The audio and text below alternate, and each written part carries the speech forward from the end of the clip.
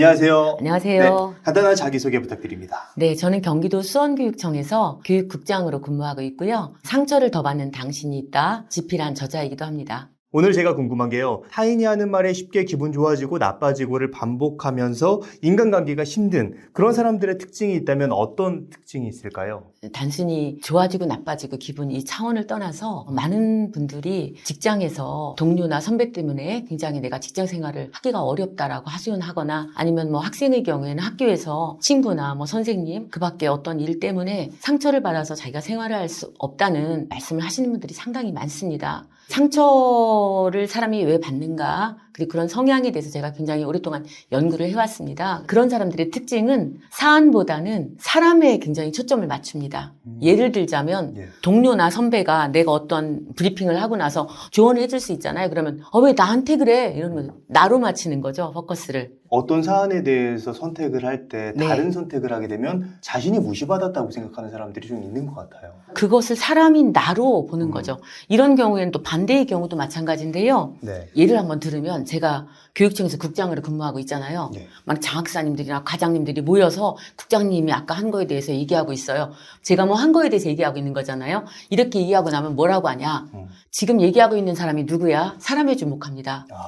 예를 들어서 예. 김장학사, 이장학사가 그러는 거지. 걔네들이 그런 부분에 대해서 자기들은 잘한데 이렇게 얘기를 하는 거예요. 뭐냐면은 어떤 사안에 대해서 상대가 이야기를 해도 그것을 사람으로 그래서 이런 경우는 다른 사람한테 본인이 이야기를 할 때도 그렇습니다. 예를 들어서 누가 어떤 부분이 잘못됐잖아요. 그럼 내가 리더예요? 혹은 동료예요? 그럼 그 부분에 대해서 코멘트할 수 있죠. 예. 그럴 때 코멘트를 할 때 이 부분이 이렇게 되었으면 좋겠어라고 말을 하는 게 아니라 너는 왜 그러니? 사람을 주목하죠. 이거는 미리 파악을 했어야지 이렇게 얘기를 하는 거죠. 그래서 상처를 많이 받는 성향의 사람들이 상처를 안 줄 것 같지만 의외로 상처를 더 주는 경우가 많습니다. 오히려 상처를 받는 사람들이 타인에게 상처를 주기도 하는 어떤 아이러니가 발생하는 그렇죠. 거네요. 두 번째는 다른 사람이 나를 어떻게 보는지에 대해서 관심이 굉장히 많기 때문에 솔직하기가 매우 어렵습니다. 그가 나를 어떻게 볼까에 초점이 맞춰져 있는 거죠. 예를 들어서 진짜 꼴찌를 한 거예요. 너 꼴찌했다며? 이렇게 물으면 당연히 나 꼴찌했어 이렇게 대답을 해야 되는데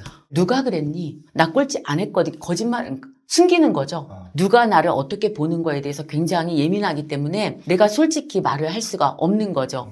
이렇게 되면 어떻게 되냐면 매력도가 매우 떨어집니다. 차라리 너 꼴찌했니? 나 꼴찌해서 정말 머리가 아파. 걱정이야. 이렇게 말하면 꼴찌한 것에 대해서 상대방이 그렇게 뭐 이상하게 보지 않거든요. 얘가 노력을 더 해야 되는구나라고 생각하는데 거짓말을 하게 되면 이 사람한테 어떤 좋은 조언이나 좋은 얘기를 해줄 수가 없어요. 왜냐하면 너무 예민하게 나한테 다가오기 때문에 실질적으로 내가 왜 그 사람한테 그런 얘기를 하고 내가 욕을 먹어야 되나 이런 생각들 때문에 이분들이 실질적으로 직장에서 본다면 제가 연구한 바로는 그렇습니다. 승진하기도 쉽지가 않고 친구들이 다가오기도 쉽지가 않고 그런 어려움이 있죠. 이분들이 저 사람 너무 예민해 정말 이상한 사람 이런 게 아니라 착하지 않거나 그래서가 아니라 실질적으로 이런 성향을 가지고 있다. 이게 두 번째 성향이고요. 세 번째 성향으로는 그가 나를 나쁜 사람으로 생각해서는 안 된다. 내가 누구 싫어할 수 있잖아요. 네네. 그가 나를 싫어할 수는 없는 거죠. 이 배반감을 견딜 수가 없는 거죠. 나는 되는데 상대방은 안 된다는 건가요? 그렇죠. 이게 뭐냐면 자아 정체성, 자아 정체감에서 그 부분이 상처와 연결되는 굉장히 중요한 부분입니다. 지금 말씀해 주신 네네. 세 가지 종류의 사람들은 왜 그렇게 타인의 말에 네. 영향을 받고 좌지우지되기 쉬운 걸까요? 자존감이라 그러죠. 네. 자아 존중감에 대해서만 관심을 굉장히 많이 가져왔습니다. 근데 저는 자아 정체감이 상처에 가장 큰 영향을 미친다고 저는 보고 있고 자아 존중감이 정체감으로 넘어가지 않으면 굉장히 상처를 받는 성향이 생긴다. 나는 누군가 객관적 나예요. 그가 보다 싫어할 수 있지. 그가 그럴 수 있다는 거예요. 정체감이 발달하면 내가 소중하듯 쟤도 그렇고 내가 객관적으로 이렇고 이게 현재 그냥 나야. 내 외모가 이렇게 생겼어. 내가 공부를 현재 못해. 이걸 개선해야 돼. 그러니까 사안으로 보는 거죠. 이것이 정체감이에요. 정체감에서는 굉장히 사람을 지목하지 않고 사안을 바라보고 그다음에 너가 날 나쁘게 생각할 수 있지. 나도 어떤 사람을 나쁘게 생각하고 있거든. 이게 가능한 거죠. 굳이 내가 타인에게 네. 사랑받아야 된다는 어떤 의무적인 생각을 할 필요가 없는 단계인 거네요. 그렇죠. 그가 나를 어떻게 생각하는 건 네 사정이고 너는 너. 그건 네 생각. 나는 나. 내가 누구한테 해만 끼치지 않는다면 그거에 대해서는 내 생각. 상처를 받기보다는 저 사람이 저러네. 둘의 차이를 인정하는.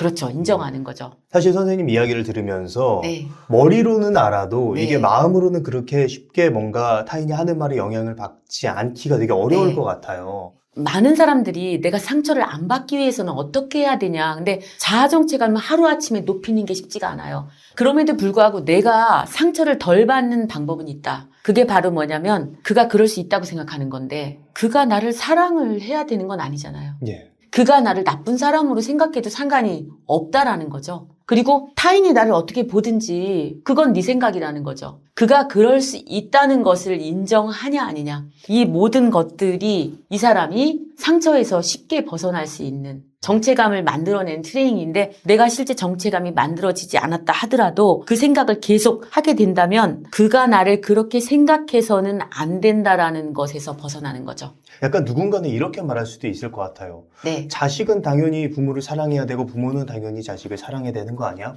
네. 결혼한 부부는 서로가 사랑해야 되는 거 아니야? 그게 네. 올바른 생각 아니야? 네. 라고 생각할 수도 있을 것 같아요. 근데 중요한 것은 부모가 나를 사랑하지 않을 수도 있다는 거예요. 나도 그럴 수 있거든요. 네. 내가 우리 부모를 너무 싫어할 수도 있거든요. 내가 우리 남편을 어느 날부터 너무 싫어할 수 있거든요. 근데 이게 상처를 안 받게 되면, 그러니까 그가 그럴 수 있다는 것을 인정하는 정체감이 발달하게 되면 그 사람을 지목하지 않기 때문에 대화가 잘 돼요. 남편이 나를 싫어하는 게 분명해. 상처받는 경우는 난 저 사람하고 대화를 못 하겠는 거예요. 너무 싫어서.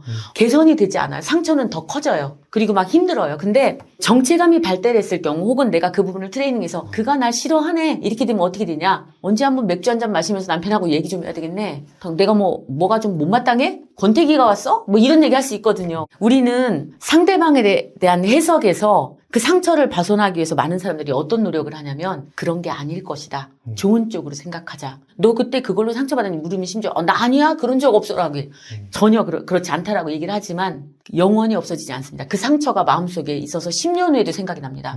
어떤 경우는 그러면 이런 얘기를 해요. 그러면 그 사람한테 당신 나를 싫어하는 거 맞지? 이렇게 확인을 하면 되지 않냐. 그래서 그걸 알아보면 되는 거 아니냐. 상처를 내가 받아야 될지 말아야 될지를. 그런데 그렇게 해도 끝나지 않습니다. 왜냐하면 그가 내가 물었을 때 사람은 거짓말을 할 수 있다는 사실이에요.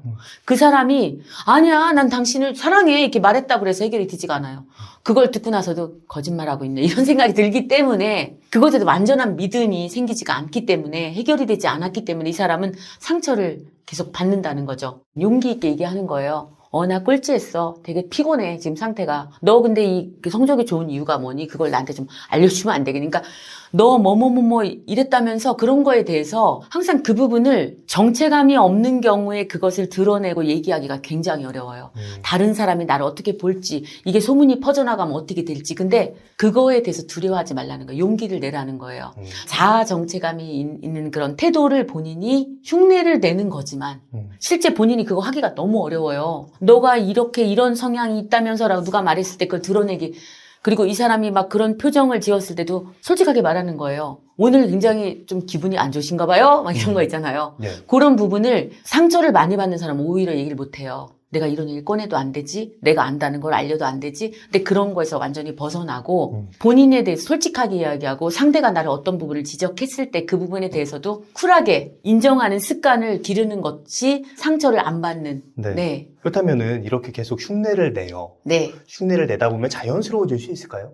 굉장히 자연스러워지고 그 사람을 대하는 다른 사람들도 굉장히 편안합니다. 그러니까 내가 막 속에서는 저 사람이 너 일이 이거 왜 이렇게 됐어? 이렇게 막 지적을 받았어. 그럼 막 아니 진짜 나만 갖고 진짜 왜 그래? 막 이런 생각이 들어도 본인이 트레이닝을 하는 거죠. 사람한테 포커스 맞추지 말고 어떤 부분 때문에 어떤 걸 말씀하시는 거예요? 제가 시정을 한번 해보려고 하는데 이렇게 대화를 하게 되면 이 사람이 자연스럽게 접근을 항상 하고 어떠든지 알려주고 나는 그거에 대해서 또 코멘트를 받고 내가 또 나아지고 이런 것들이 가능하고 또 그 사람이 날 지적했을 때 나 진짜 그런 부분이 상당히 있어 이렇게 얘기했을 경우는 매력도가 높아지기 때문에 그들이 저한테 다가오고 그들이 나를 싫어하지도 않기 때문에 상처를 많이 주지도 않는다.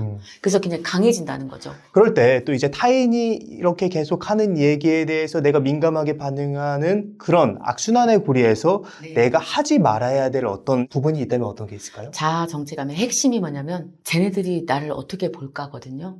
그거에 대해서 끈화린다는 거죠. 무슨 실수를 하고도 실수가 문제가 아니라 상처받는 사람은 남들이 이걸 다 봤는데 어떡하면 좋은가, 밤에 잠도 안 오고 막 이러는 거잖아요. 걔가 그렇게 생각하든 말든 그건 그의 생각이라는 거죠. 네가 날 싫어하는 것도 네 생각인데 내가 어쩌겠어. 예를 들어서 선생님에 대해서 5명이 욕을 하고 있어요. 뭐 싫은데 어떻게 할 수 없지. 내가 어떡하겠어. 그들이 싫어하나 보지. 근데 뭐 때문에 그런데? 이렇게 되는 거죠. 내가 걔의 마음을 좌지우지할 수 없잖아요. 남이 내 마음을 좌지우지해서도 안 되듯이 똑같거든요. 네. 그렇기 때문에 남이 나를 어떻게 생각하는 거에 대해서 멀어지는 연습은 굉장히 어렵습니다, 사실은. 그렇지만 항상 그거 할 때 그런 생각이 딱 들 때 해야 되는 생각이 있다는 거예요. 나는 나니까. 어쩌겠어? 그의 생각인데. 나는 나니까. 싫은가 보지 뭐.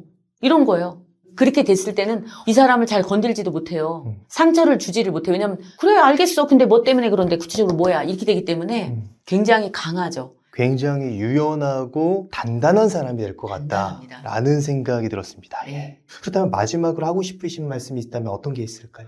저는 그 생각을 말씀드리고 싶어요. 상처를 일부러 주려는 사람도 많아요. 직장에서도 그렇고 학교에서도 그렇습니다. 그런데 상처를 더 많이 받는 사람이 있다는 거죠. 덜 받는 사람이 되어야 되는데 그것은 나의 자아를 내가 강하게 만들어주는 것이다. 그들을 내가 하나씩 고칠 수 없다. 나의 자아를 강하게 만들면 재밌게도 그들도 나를 상처를 맘대로 주지 못한다. 이게 제 생각입니다. 네.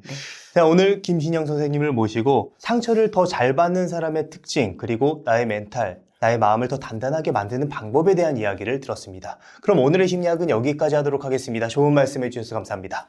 감사합니다.